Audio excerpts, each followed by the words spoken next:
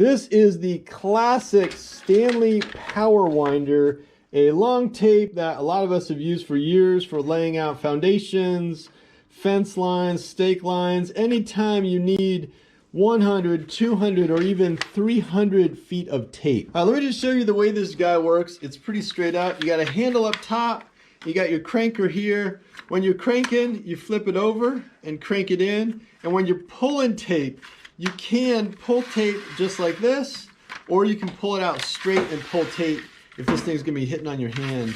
Basically, pull out as much tape as you need, and you've got very simple markings. You got your foot markings in red and your inches on either side, straight up. When you're pulling it in, you usually want a little bit of tension on there, just so that it doesn't get all kind of loose up in here.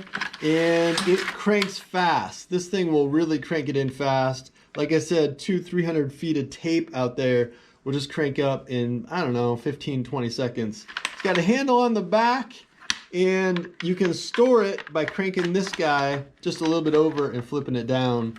As for the business end of this guy, you've got a couple options.